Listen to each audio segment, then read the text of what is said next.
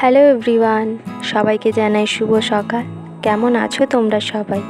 আশা করব তোমরা সবাই খুব ভালো আছো। আমার আরেকটি নতুন ব্লগ ভিডিওতে তোমাদের সবাইকে স্বাগত জানাই। আজকের ভিডিওটা একটু অন্যরকম হতে চলেছে। তোমরা কিন্তু কেউ স্কিপ করবে না, পুরো দেখবে ভিডিওটা। আশা করব তোমাদের সবার খুব ভালো লাগবে। তাই সকালে উঠে আমি আগে বিছানাটা গুটিয়ে নেব বলে চলে এসেছি। আগের বেডশিটটা কয়েকদিন ধরে পাতানো ছিল, ওটা চেঞ্জ করেছিলাম না, তাই একদম আগের বেডশিটটা চেঞ্জ করে নতুন বেডশিট পাতিয়ে বিছানাটা একেবারে গুটিয়ে নেব। সরি, একটু ভুল হয়ে গেছে, নতুন বলতে আরেকটা কাঁচা বেডশিট পাতিয়ে নেব। আর জানো তো, এই সাদা বেডশিট পাতালেই না 1 থেকে 2 দিনের মধ্যে ঠিক ময়লা হয়ে যায়।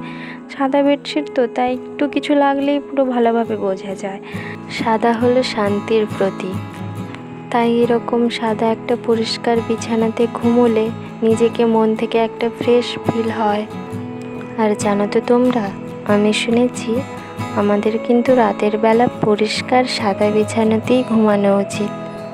অতিরিক্ত কালারফুল ডিজাইন করা বেডশিটগুলোতে ঘুমোলে আমাদের ঘুমের মধ্যে অনেক অদ্ভুত স্বপ্ন আসতে পারে।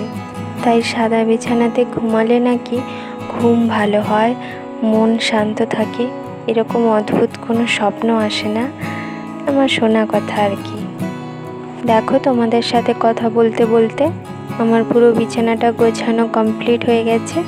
এবারে আমি বাসি ঘরদোরগুলো ভালো করে ঝাড়ু দিয়ে পরিষ্কার করে নেব। তোমরা দেখতে থাকো আমার পুরো ভিডিওটা।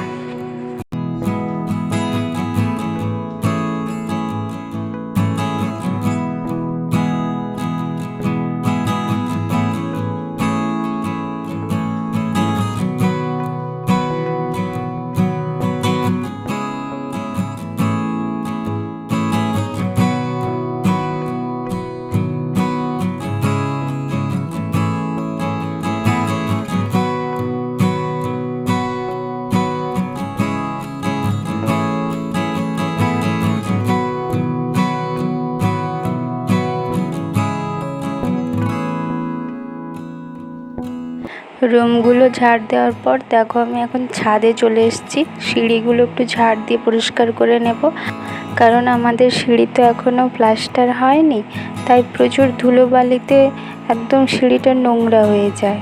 তাই ভাবলাম আজকে সিঁড়িটা একটু ভালো করে ঝাড় দিয়ে পরিষ্কার করে নেব, কারণ প্রতিদিন তো সময় হয়ে ওঠে না সিঁড়িটা এভাবে পরিষ্কার করার। তাই হাতে একটু সময় আছে বলে ভাবলাম যে সিঁড়িটাও ঝাড় দিয়ে ভালো করে পরিষ্কার করে নিই। দেখো কত নোংরা পড়েছে সিঁড়ি থেকে। আমাকে ঝাড় দেওয়া ঘর আবার ঝাড় দিতে হলো, কারণ আমি ঘরদোরটা আগেই ঝাড় দিয়ে নিয়েছিলাম পুরো।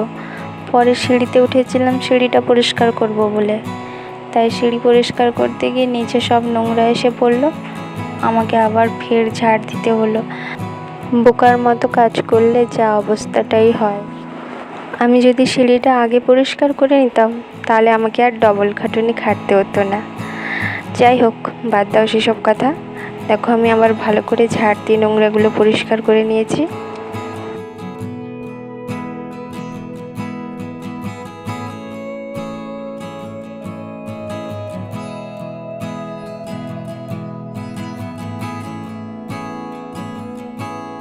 আর ঝাড়ু দেওয়ার পর আমি স্নান করে ফ্রেশ হয়ে নিয়েছিলাম।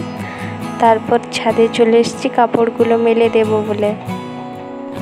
আর তোমাদেরকে একটা জিনিস দেখাই, দেখো কয়েকদিন ধরে টানা বৃষ্টি মেঘলা হওয়ার পর আজ কত সুন্দর করে রোদ উঠেছে চারিদিকে।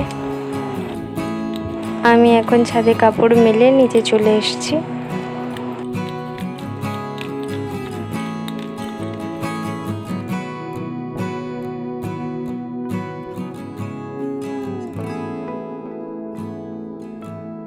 আমাদের দুপুরে রান্না হয়েছিল ডাল, সয়াবিনের তরকারি আর ওই যে লাল শাকের টক। আর আমি যেদিন ভিডিওটা শ্যুট করেছিলাম ওই দিন ছিল রবিবার ছিল রথযাত্রা। আর আমি জানি আমার অনেকটাই দেরি হয়ে গেছে ভিডিওটা আপলোড করতে।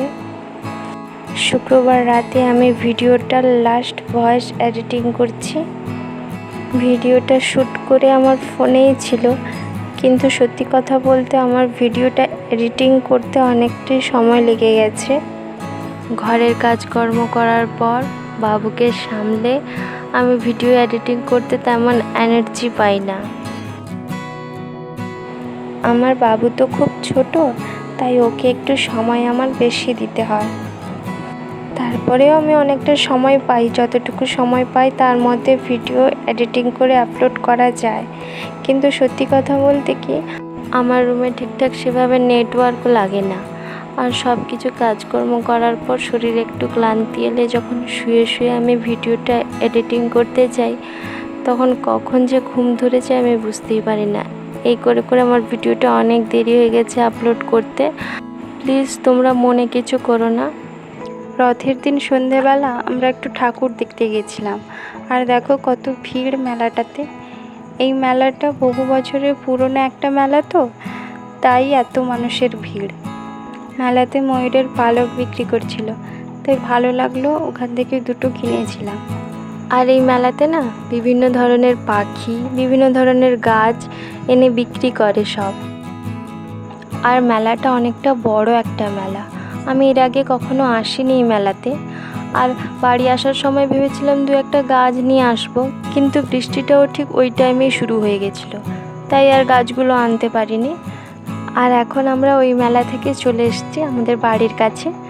দেখো কত সুন্দর সুন্দর রথগুলো, ছোট ছোট বাচ্চাগুলো বানিয়েছে, কত সুন্দর লাগছে রথগুলো। নানান ধরনের জিনিস দিয়ে বানিয়েছে রথগুলো, বেশ ভালো লাগছে। আর এই বড় রথটা দেখো, এই রথটা তো অনেকটাই সুন্দর হয়েছে দেখতে। তারপরের দুটো রথও খুব ভালো লাগছে দেখতে, বেশ সুন্দর করে বানিয়েছে, তাই না? মেলা থেকে বাড়ি আসতে অনেকটাই রাত হয়ে গেছিলো। তারপর আমরা এগরোল আর বিরিয়ানি নিয়ে ঘরে চলে এসেছিলাম। আর আজকের ভিডিওটা এই পর্যন্ত। আমার ভিডিও যদি তোমাদের ভালো লাগে তাহলে please like, comment and subscribe করে দিও, আর আমার সাপোর্ট করে আমার পাশে থেকো। সবাই ভালো থেকো।